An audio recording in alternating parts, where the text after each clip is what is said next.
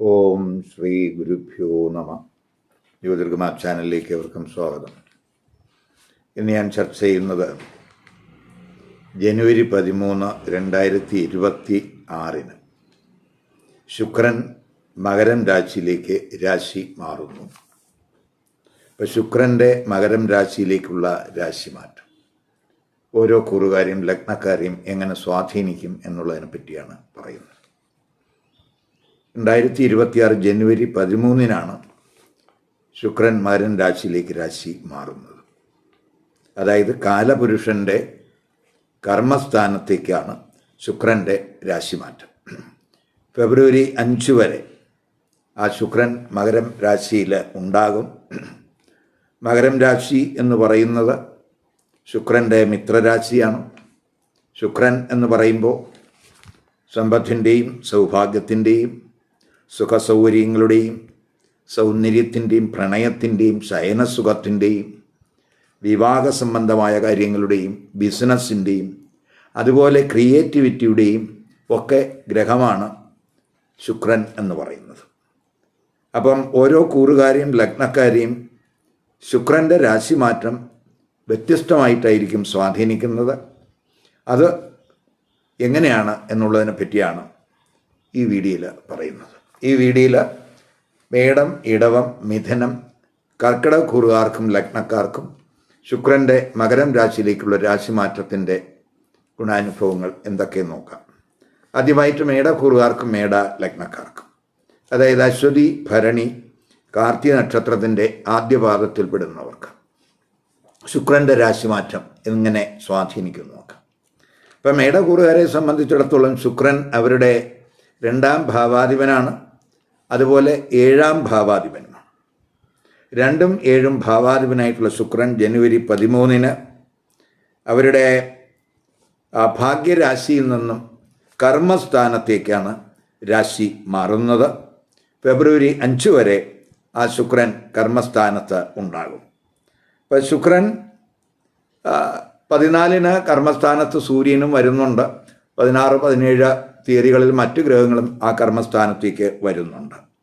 അപ്പോൾ ശുക്രൻ്റെ രാശിമാറ്റം എന്ന് പറയുന്നത് പൊതുവെ വളരെ ഗുണം ചെയ്യും എന്ന് തന്നെ പറയാം. അതായത് ധനപരമായിട്ട് ധനസ്ഥിതി ഇമ്പ്രൂവ് ചെയ്യുന്നതിനും തൊഴിൽപരമായിട്ടും ബിസിനസ് പരമായിട്ടും അത് ശക്തിപ്പെടുത്തുന്നതിനും അനുകൂലമായിട്ടുള്ള ഒരു രാശിമാറ്റമായിരിക്കും ശുക്രൻ്റെ രാശിമാറ്റം. അപ്പോൾ 2ാം ഭാവാധിപനായ ശുക്രൻ ആ ഭാവത്തിൻ്റെ ഭാഗ്യസ്ഥാനത്തേക്കാണ് രാശി മാറുന്നത് എന്നുള്ളത് കൊണ്ട് ധനഭാഗ്യത്തിന് സാധ്യതയുണ്ട്. ശുക്രൻ 7ാം ഭാവാധിപനാണ്. ആ 7ാം ഭാവാധിപനായിട്ട് ആ ശുക്രൻ 10 രാശി വരുമ്പോൾ പ്രത്യേകിച്ച് തൊഴിൽപരമായിട്ട് അത് തൊഴിൽ വഴിയായാലും ബിസിനസ് പരമായാലും അതുപോലെ തന്നെ ജീവിത പങ്കാളി വഴിയൊക്കെ തന്നെ വളരെ വലിയ നേട്ടങ്ങൾ പ്രതീക്ഷിക്കാവുന്ന സമയമാണ്. പൊതുവെ തൊഴിൽ അന്തരീക്ഷം പോസിറ്റീവ് ആകും എന്ന് തന്നെ പറയാം. പബ്ലിക് ഇമേജൊക്കെ ഇമ്പ്രൂവ് ചെയ്യുന്നതിന് സാധ്യതയുണ്ട്. നമ്മുടെ കൂടെ വർക്ക് ചെയ്യുന്നവരുമായിട്ട് അതുപോലെ മേലുദ്യോഗസ്ഥരുമായിട്ട് അവരുമായിട്ടൊക്കെ നല്ല ഒരു അന്തരീക്ഷം, അവരുടെയൊക്കെ സഹകരണം, അവരുടെയൊക്കെ സപ്പോർട്ട് ഈ സമയത്ത് പ്രതീക്ഷിക്കാം. തൊഴിലിടത്ത് പൊതുവെ ഒരു റൊമാൻറ്റിക് ആയിട്ടുള്ള കണക്ഷനൊക്കെ സാധ്യത കാണുന്നുണ്ട്. ജീവിത പങ്കാളിക്കൊക്കെ തൊഴിൽ ലഭിക്കുന്നതിനും അനുകൂലമായിട്ടുള്ള ഒരു രാശിമാറ്റമായിരിക്കും ആ ശുക്രൻ്റെ കർമ്മസ്ഥാനത്തേക്കുള്ള രാശിമാറ്റം.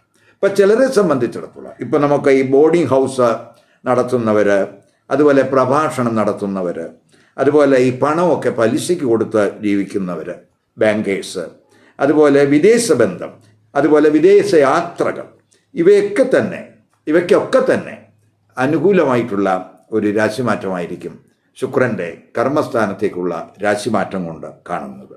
പൊതുവെ നമുക്ക് വ്യത്യസ്ത സോഴ്സുകളിൽ നിന്ന് ധനസ്ഥിതി ഉണ്ടാകുന്ന ഒരു ഗ്രഹസ്ഥിതി എന്ന് തന്നെ പറയാം. അത് പ്രത്യേകിച്ച് അത് തൊഴിൽപരമായിട്ടും ബിസിനസ് പരമായിട്ടും ഒക്കെ തന്നെ സുഖാനുഭവങ്ങൾ ഉണ്ടാകും. കർമ്മസുഖമൊക്കെ അനുഭവപ്പെടുന്ന സമയമാണ്.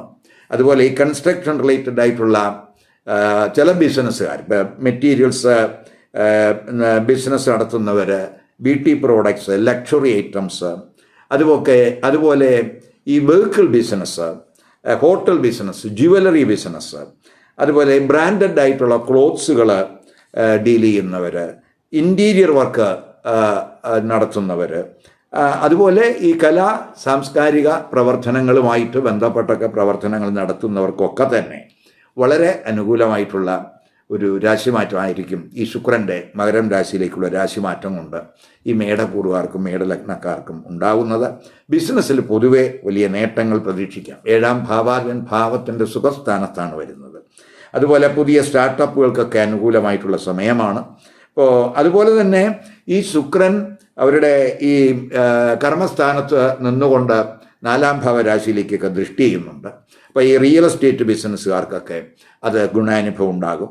ഇപ്പോൾ ആസ്തികളൊക്കെ വർദ്ധിപ്പിക്കുന്നതിനും അങ്ങനെയൊക്കെ ആസ്തികൾ വർദ്ധിപ്പിക്കാനൊക്കെ ആഗ്രഹിക്കുന്നവർക്ക് അതിന് അനുകൂലമായ സമയമാണ്.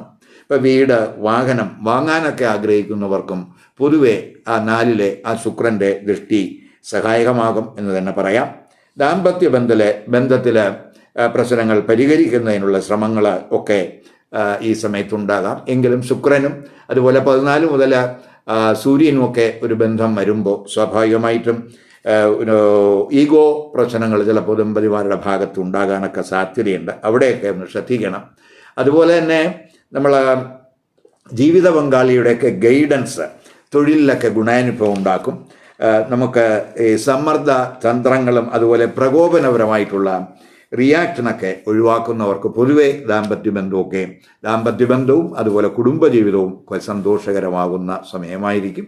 അപ്പോൾ പൊതുവെ ഗുണാനുഭവം ഉണ്ടാകുന്ന സമയമാണ് ഈ ശുക്രൻ്റെ രാശിമാറ്റം മേടക്കൂറുകാർക്കും മേടലഗ്നക്കാർക്കും. ഇനി ഇടവക്കൂറുകാർക്കും ഇടവലഗ്നക്കാർക്കും ശുക്രൻ്റെ മകരം രാശിയിലേക്കുള്ള രാശിമാറ്റം എങ്ങനെയാണെന്ന് നോക്കാം. ഇടവക്കൂറുകാരെന്ന് പറയുമ്പോൾ കാർത്തിക നക്ഷത്രത്തിൻ്റെ അവസാനത്തെ 3 പാദം, രോഹിണി, അതുപോലെ മകയിരം നക്ഷത്രത്തിൻ്റെ ആദ്യത്തെ 2 പാദത്തിൽ പെടുന്നവരാണ്. ഇപ്പോൾ ഇടവക്കൂറുകാർക്കും ഇടവലഗ്നക്കാർക്കും ജന്മരാശ്യാധിപനാണ് ശുക്രൻ. അതുപോലെ തന്നെ ശുക്രൻ 6ാം ഭാവാധിപനും കൂടിയാണ്. ഇപ്പോൾ ജന്മരാശ്യാധിപനും 6ാം ഭാവാധിപനുമായിട്ടുള്ള ശുക്രൻ അവരുടെ ഭാഗ്യസ്ഥാനത്തേക്കാണ് രാശി മാറുന്നത്. അപ്പോൾ ഭാഗ്യസ്ഥാനത്ത് ജന്മരാശ്യാധിപൻ വരിക എന്ന് പറയുമ്പോൾ വലിയ ഭാഗ്യാനുഭവങ്ങൾ ഈ ശുക്രൻ്റെ രാശിമാറ്റം കൊണ്ട് പ്രതീക്ഷിക്കാവുന്ന സമയമാണ്. അപ്പോൾ പൊതുവേ നമുക്ക് ഈ ഉന്നത പഠനമൊക്കെ നടത്തുന്നവർക്ക് അവരുടെ ആഗ്രഹത്തിനനുസരിച്ച് കോഴ്സിലൊക്കെ അഡ്മിഷൻ ഗുണാനുഭവം ഉണ്ടാകും. അതുപോലെ ഉയർന്ന കോഴ്സുകളിലൊക്കെ അഡ്മിഷൻ ആഗ്രഹിക്കുന്നവർക്കൊക്കെ അനുകൂല സമയമായിട്ട് കാണുന്നുണ്ട്. പൊതുവെ ഈ വിദേശ വ്യാപാരം ഒക്കെ ഗുണപരമാകും. അതുപോലെ കലാപരമായിട്ടുള്ള മേഖലകളിലൊക്കെ പ്രവർത്തിക്കുന്നവർക്ക് എന്തെങ്കിലും ഭാഗ്യനേട്ടങ്ങൾ പ്രതീക്ഷിക്കാവുന്ന സമയമാണ്. ചിലപ്പോൾ വിവിധ സംസ്കാരങ്ങൾ, വിവിധ കലകൾ ഇവയൊക്കെ മനസ്സിലാക്കാനുള്ള ഒരു അവസരമൊക്കെ ഈ സമയത്ത് ഈ കൂറുകാർക്ക് വന്നു ചേരും. വിദേശത്തൊക്കെ ഉന്നത പഠനം ആഗ്രഹിക്കുന്നവർക്ക് അനുകൂല സമയമായിട്ട് കാണുന്നുണ്ട്. ആത്മീയമായ കാര്യങ്ങൾക്ക്, ആത്മീയമായ ചിന്തകളൊക്കെ ഈ സമയത്ത് കൂടും. അതുപോലെ തന്നെ മറ്റുള്ളവരെയൊക്കെ സംരക്ഷിക്കുന്നതിനുള്ള ഒരു മനോഭാവമൊക്കെ ഈ സമയത്തുണ്ടാകാൻ സാധ്യതയുണ്ട്. അപ്പോൾ പൊതുവെ നമുക്ക് ഒരു പരോപകാര പ്രവർത്തനങ്ങളിലൊക്കെ താല്പര്യം ഉണ്ടാകുന്ന സമയം എന്ന് പറയാം. പിതാവിന് സാമ്പത്തിക നേട്ടം ഉണ്ടാകുന്ന സമയമാണ്. ശുക്രൻ 6ാം ഭാവാധിപനും കൂടിയാണ്. ആ ഭാവത്തിൻ്റെ 4-ലായതുകൊണ്ട് ഇപ്പോൾ നമ്മൾ വായ്പകൾക്കൊക്കെ അപേക്ഷിച്ച്, ഇപ്പോൾ പ്രത്യേകിച്ച് വിദ്യാഭ്യാസപരമായിട്ടുള്ള വായ്പകൾക്കൊക്കെ അപേക്ഷിക്കുന്നവർക്ക് അവർക്കെന്തെങ്കിലും അപേക്ഷിച്ചിട്ടുള്ളവർക്ക് എന്തെങ്കിലും തടസ്സങ്ങൾ വന്നിട്ടുണ്ടെങ്കിൽ തന്നെ ആ തടസ്സങ്ങളൊക്കെ മാറി വായ്പകൾ കിട്ടുന്നതിന് അനുകൂല സമയമാണ്. അതുപോലെ വസ്തുതർക്കങ്ങളിൽ എന്തെങ്കിലുമൊക്കെ തർക്കങ്ങൾ ഉള്ളവർക്ക് അതിനൊരു പരിഹാരം കണ്ടെത്താൻ കഴിയുന്ന സമയമാണ്. അതേസമയം സാമ്പത്തിക കാര്യങ്ങളിലും ഈ പണം ചെലവ് ചെയ്യുന്നതിലും നമ്മൾ വളരെ ശ്രദ്ധ കൊടുക്കേണ്ടുന്ന സമയവും കൂടെയാണ് 6ാം ഭാവാധിപൻ എന്നുള്ള രീതിക്ക്. അതുപോലെ തൊഴിൽപരമായിട്ട് നമുക്ക് നേട്ടങ്ങൾ ഉണ്ടാകും. ബിസിനസ്സിലും നേട്ടങ്ങൾ ഉണ്ടാകും. യാത്രകൾ കൊണ്ട് നമുക്ക് നേട്ടങ്ങൾ ഉണ്ടാകും. ആരോഗ്യകാര്യത്തിൽ അല്പശ്രദ്ധ കൊടുത്തു പോകണം. കുജനും 16-ാം തീയതിയൊക്കെ കുജനും അവിടെ വരുന്നുണ്ട്. അപ്പോൾ 6ാം ഭാവാധിപനും അതുപോലെ തന്നെ 7ാം ഭാവാധിപനുമായിട്ടുള്ള യോഗമൊക്കെ ഇവിടെ വരുന്നുണ്ട്. 9-ലാകുന്നതുകൊണ്ട് പ്രത്യേകിച്ച് ആ കുജശുക്ര യോഗമൊക്കെ 9-ൽ വരുമ്പോൾ സ്വാഭാവികമായിട്ടും എതിർ രംഗക്കാരുമായിട്ടുള്ള ആ സൗഹൃദങ്ങളിലൊക്കെ അല്പ കെയർ വേണ്ടി വരുന്ന സമയമാണ്. അതുപോലെ ജീവിത പങ്കാളി ഈ സന്മാർഗ ജീവിതത്തിൻ്റെ ആ പ്രസക്തി ഒക്കെ ബോധ്യപ്പെടുത്തുന്നൊരു സമയം കൂടി ആയിരിക്കും എന്ന് തന്നെ പറയാം. 6ാം ഭാവാധിപത്യം ശുക്രൻ ഉള്ളതുകൊണ്ട് അപ്പോൾ ശുക്രനുണ്ട്. എങ്കിലും അതുപോലെ കുജൻ ഈ 12ാം ഭാവാധിപനാണ്. കുജനും 16 ആ രാശിയിലേക്ക് വരുന്നുണ്ട്. അപ്പോൾ അവയൊക്കെ നമുക്ക് പൊതുവെ 12 ദൃഷ്ടി ചെയ്യുന്നുണ്ട്. ചൊവ്വയുടെ ദൃഷ്ടി വരുന്നുണ്ട്. അതുപോലെ എങ്ങനെ വരുന്ന സമയമായതുകൊണ്ട് പൊതുവെ നമുക്ക് റിലേഷൻഷിപ്പിൽ നമ്മൾ ഒരു കെയർ കൊടുത്ത് പോകുന്നത് നല്ലതാണ്. ധർമ്മചിന്ത കൂട്ടുന്നതും അതുപോലെ സത്സംഗങ്ങളിലൊക്കെ പങ്കെടുക്കുന്നതൊക്കെ വളരെ ഗുണം ചെയ്യും. ശുക്രൻ 3 ദൃഷ്ടി ചെയ്യുന്നുണ്ട്. അപ്പോൾ പ്രത്യേകിച്ച് കലാപരമായിട്ട് ഗുണാനുഭവം ഉണ്ടാകുന്ന സമയമാണ്. കമ്മ്യൂണിക്കേഷൻ പ്രോബ്ലമൊക്കെ പരിഹരിക്കും.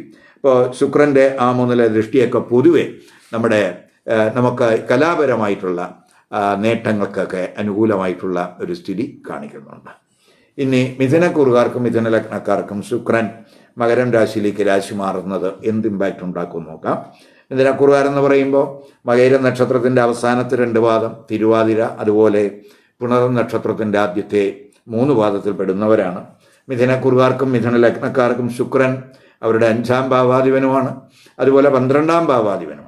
5ഉം 12ഉം ഭാവാധിപനായിട്ടുള്ള ശുക്രൻ ജനുവരി 13 അവരുടെ അഷ്ടമ രാശിയിലേക്കാണ് രാശി മാറുന്നത്. ഫെബ്രുവരി 5 വരെ ആ ശുക്രൻ അഷ്ടമ രാശിയിൽ ഉണ്ടാകും.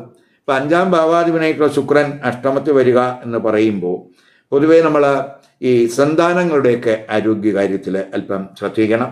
അതുപോലെ പഠനത്തിലൊക്കെ നമ്മൾ ഫോക്കസ് കൂട്ടണം. പ്രണയ പങ്കാളിക്ക് എന്തെങ്കിലുമൊക്കെ ആരോഗ്യ പ്രശ്നങ്ങൾക്കൊക്കെ സാധ്യതയുണ്ട്.